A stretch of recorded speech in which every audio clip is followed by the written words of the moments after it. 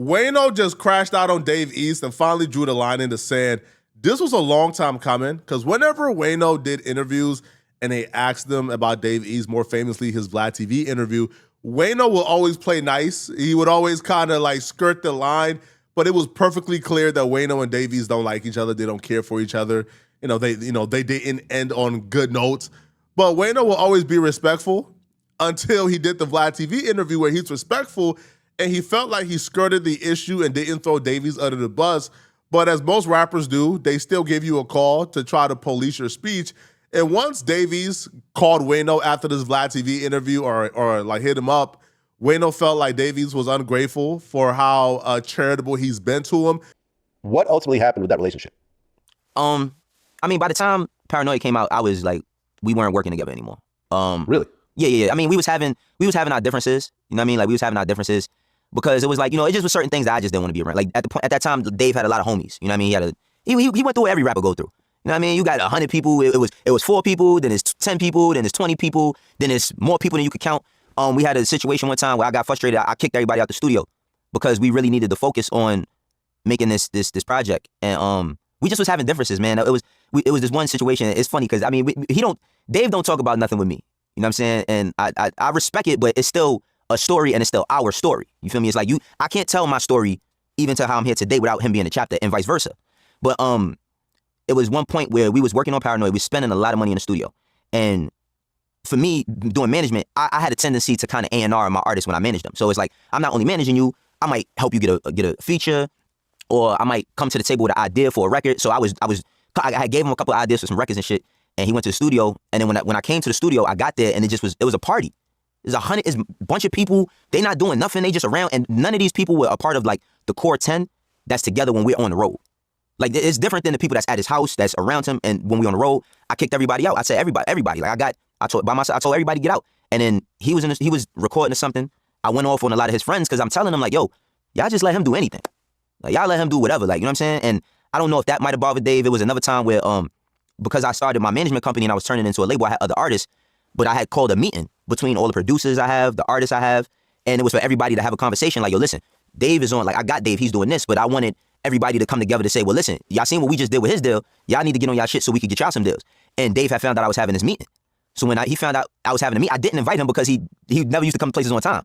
So I didn't want to be waiting for the meeting to start and he's not there. So I'm like, he could fall back from this because he was going to be my partner in my label. He ends up coming to the studio, he sits down, and he's upset that I didn't bring him to the meeting, but the meeting wasn't even about him. The meeting was for everybody to get their shit together. But I didn't see no reason for him to be here, And it was nothing to slight him or nothing, but he was upset about that. He was really upset about that. So we started having these differences, We started having these differences, and ultimately it led to him firing me. Dave East still had a problem with that. He still had a problem with that response. To me, that's like the perfect response. So you know what Wayno did? Wayno said, I bet, all right? You called my phone and having a problem with me trying to police my speech when I'm respectful, I'm done being respectful. The next time somebody asks me about Dave East, I'm going to say the real. And that's what happened, all right? And shout out to this brother, all right? Because, he just happened to be the first person who got the interview after the fact. Because when Wayno was asked about Dave East in this new interview, Wayno didn't hold back, bro. He told the real about Dave East. Yeah. Now, you had a big impact managing Dave East's career. You know what I'm saying? It's people have spoke on like how hard you were going. People say you went overboard. For that situation there. Yeah. Looking back at it now, right? Is there anything that you feel like you would have done differently when it came to that management situation? I would have kept it more business than personal. Yeah, I would have kept your heart in it, you mean? I would have kept it way more, no, just my relationship with him. Mm-hmm. I would have kept it way more business than personal because I'm going to keep it 100, bro. I don't have no relationship with Davies at all. Zero. No, we don't have no relationship. And just most recently when I did Vlad's interview, when I spoke about him, one thing, call me whatever they want. Mm-hmm. I ain't a liar. Mm-hmm. That's two things I'm not. I'm not a liar. So when I spoke about him, he hit me and he was like, all that. And I'm like, oh, what? Mm-hmm. Me telling the truth about like my experience with you. I didn't throw you under the bus, which I really can. Mm-hmm. I don't know what camera looking at me, but yeah, I could throw you under the bus. But I didn't do that. And I don't like, the thing is like with this rap, respect the white man way more. You wanna know why? Because the white man don't get personal with you. The white man don't let you in his home and let you be around his kids. The white man don't tell you how he feel about you personally or share personal things with you. And when you do that with it, get that. And then when they forget that, you forget the foundation of what it was that we built. So yeah, we don't have no relationship, and I don't even kid our relationship with that. You know what I mean? Because end of the day, I put in a lot of time for this. You know what I mean? A lot of time as far as work, resources. You know what I mean? Because I cared. It was two things. It was one was this. I was doing management. I had a couple of artists that I worked with that it didn't work. You can feel Wayno's frustrations through the screen. You could literally feel his frustration through the screen. Listening to Wayno talk is one of the main reasons why I would never in my life manage an artist. For those very same reasons and those very same frustrations is why, bro, I turn down all requests. I get hit up by artists all the time. Hey, Flock, hey, bro, step in and manage me, bro. I'm hot. Even artists who, for the most part, are on the verge to kind of get a record deal. I'm not doing it. You know why? Because rappers are narcissistic. You've never met anybody more narcissistic than a rapper. Rappers are evil. They're scumbags. They're bad people. A rapper will look at you and watch you spend all your money, take food out of your kid's mouth to make a way for his career, right? Do what you got to do. Utilize your relationships. Put your blood, sweat, and tears into this. Put all your money, all your income, all your effort into this because you believe in the bigger picture. And as soon as that rapper make it, he going to look you in your eyes and ask you, what did you do for me? How did you make me blow up? Why do you need 15% of everything I get, huh? There's literally no fairy tale ending when dealing with a rapper. Nobody has ever had a fairy tale ending dealing with a rapper, bro. Look at the people who blew up Lil Uzi Vert. They're not with him no more. Look at the people who blew up your favorite rapper. They're not with them anymore at all. So I understand Wayno's frustration. Wayno's frustration is, bro, I had a lot of things in order. I had a lot of things lined up. I put a lot of my eggs in this one basket, which was Dave East, and it was just like it was successful. It was something where it was like a building block, right? The Dave East piece was like a building block. It was a strong foundation. I was about to build other things on top of that foundation that was gonna make me rival the major labels. I was gonna build an empire, and Dave East was a big building block to that. But as soon as I was about to build this huge house, this conglomerate, Davies got selfish. Davies pulled the plug. Davies did everything to sabotage it. And because of that, Wayno is still upset and he's not letting it go. And then I had one that I was like, all right, if I could get one to work, it's gonna grant opportunity, not just for me, but for whomever that is. And I could really build something off of that. And we built some real And at the point where we built some real that selfish is what crumbled everything. You know what I mean? I know like this is the first time I'm even speaking about this, and I don't mind speaking about it because I will speak about it more in detail on my platform if I feel that way. But I'm not gonna sit here and lie every time a name come up and they say, oh, what happened? Oh no, we just had our differences and we walked away.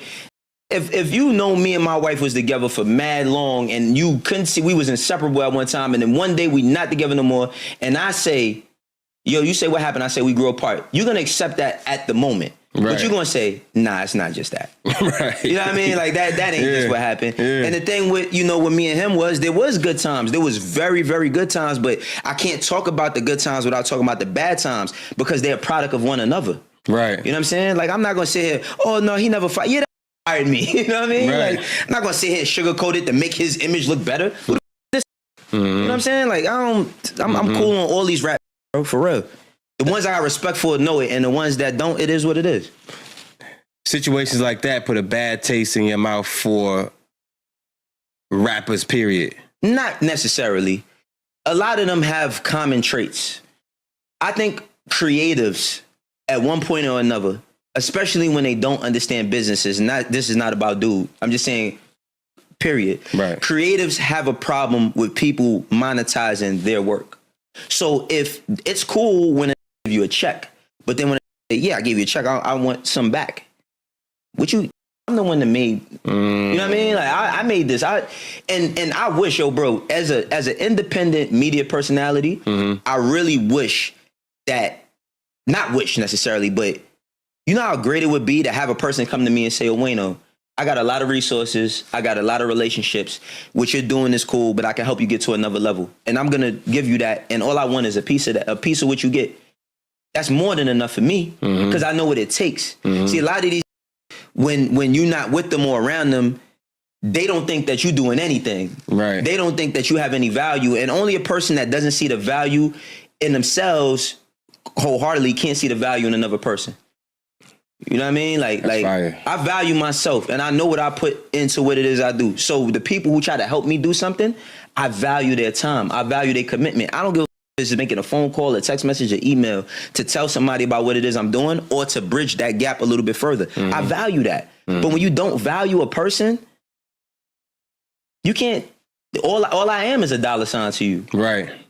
And why am I getting what I'm getting? You feel me? Shout out to my brother Danza. That's my dog. What? When I told him I was coming to do your interview, and he's like, "Yo, Fred, he a solid dude." I'm going to say this, and I don't say this about just anybody. Wayno is one of those dudes, and I think somebody said this about Takeoff. Yo, if you see somebody beefing with Wayno, they're the issue. Wayno is one of those dudes that if you got a problem with Wayno, that if Wayno is getting hostile or disrespectful with you, you earned it. Wayno don't bother nobody, bruh. Yo, Wayno is one of those dudes who are like yo, Wayno is like if there was ever a thing as a perfect Muslim is Wayno. Like, bro, Wayno is a family man. He's a Muslim, and he really lives his life as a Muslim, right? He's kind, like he's just a chill dude, and he leads with morals and principles and integrity, right? But Wayno ain't really shy to give his opinion either. And I feel like right now, and he kind of explained it as well, and during his interview, he was at a point where, he kept quiet on a lot of things. He ain't really give his opinion. Being in media, he felt like he was being held back because he was trying to protect relationships with these rappers, right? And he felt like while trying to protect relationships with these rappers, he was kind of holding back on Everyday Struggle and other platforms that he was on. And now he's realizing, man, these rappers don't F with you, bro. Like, these rappers like claim they F with you, but it's all fake. So now he's not holding back. So he's going to give his real opinion about you, but it's not personal. He's in media, right? Like, I'm sure if I give an opinion on Wayno, he would treat like it's media and vice versa. But let me know in the comment section, bro, what y'all think about this, all right? Yo, y'all think Dave East did Wayno wrong, man? Now, Dave East, for some reason, would not do, like, an interview talking about this. I think Vlad also said he tried to get Dave East on 4 times. Dave East canceled, and then pretended like he didn't know that he had the interview until Vlad had to show proof. But let me know in the comment section whose side are you guys on, man? And if you're still watching this video and you want to watch another good video, click on this video here somewhere on my screen to find out how we're getting really close to find out who exactly helped David murder Celeste and the co-conspirators who helped him cover this up. I'm going to see you guys in this David video somewhere on my screen. Please send me a hype if you want to support. Hypes are the best way to show support. Please, please, please send me a hype. I'm going to see you guys in this David video somewhere on my screen. I'm out of here, folks. Peace.